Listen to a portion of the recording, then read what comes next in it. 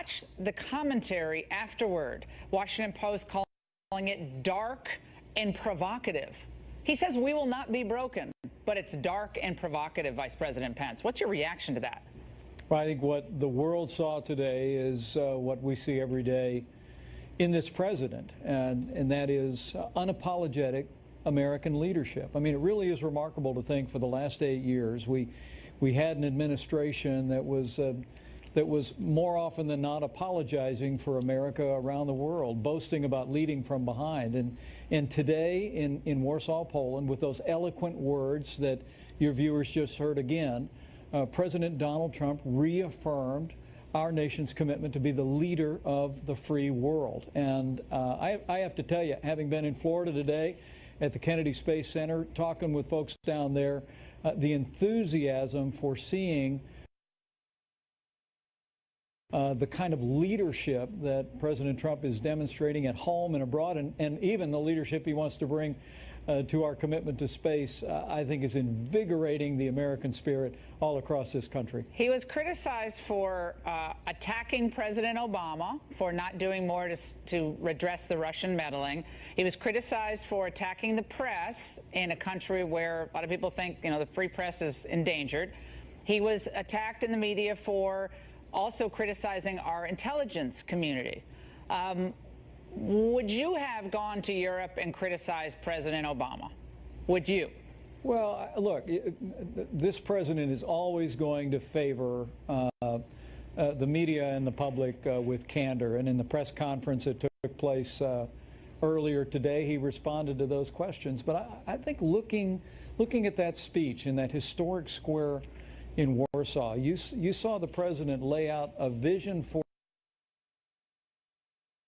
the West, in his words, a commitment of will that will never back down to the shared values that we in this transatlantic alliance have now shared for more than 75 years. And to hear his reaffirmation of our commitment to NATO, of Article 5, to hear him call on our NATO allies to continue to live up to the commitments they've made to our common defense, and in the same breath, to call on Russia the day before his meeting with President Putin to cease their activities, to cease supporting hostile regimes. I just have to tell you, for me, it was an example of the kind of bracing and direct and candid leadership that people across this country welcome in this president. And frankly, as I hear in leaders around the world, they are welcoming a president of the United States who's embracing his role as leader of the free world. In a very real sense, under President Trump, America is back. He's had a frosty relationship with Merkel and clearly Macron. I mean,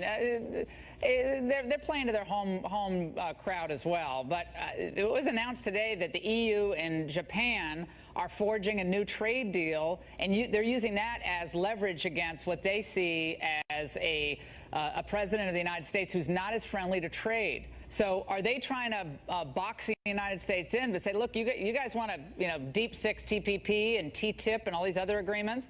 Well, we'll do the same to you. We'll box you out. So they're having their own reaction.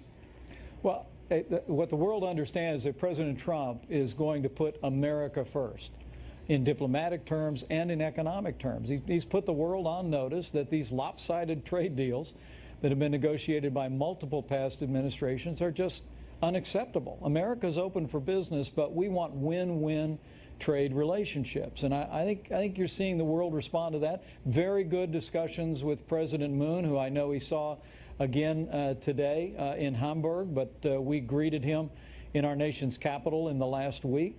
We're talking about beginning to discuss amendments and a renegotiation of our trade agreement with South Korea. Well, what about President He's put China Obama on notice about our trade relationship. And what you see here is a president that's saying, look, we want to engage the world, but we want to engage the world by putting the interests of American workers, American jobs, and American sovereignty first. Now, and what about President Obama then, talking to the president of South Korea after that historic meeting in Washington? It seemed like we were having another presidential side discussion about trade or about other things. I found that to be unusual, to say the least. Certainly President Bush never did anything like that. Well, we've been hearing a lot from former President Obama, and I'll leave people to be their own judge of that. What I saw in the meeting with President Moon at the White House was a lot of candor, a lot of direct engagement, and a renewal of our strategic commitment to that country. And I just have to tell you, I traveled Southeast Asia. I was in Europe myself representing the president earlier this year, and what I keep hearing from leaders around the world is how grateful they are that America is leading again on the world stage. And I think whether it was the speech in Saudi Arabia a few weeks back, whether it was that historic speech today in Warsaw, leaders around the world, while we may have our differences, I think welcome a president of the United States who's committed to embracing that role to be the leader of the free world. A weak America leads to a dangerous world. Vice President Pence, it's always great to see you. Thank you for joining us and what you're doing for the National Space Council. We really appreciate it. Thank you, Laura.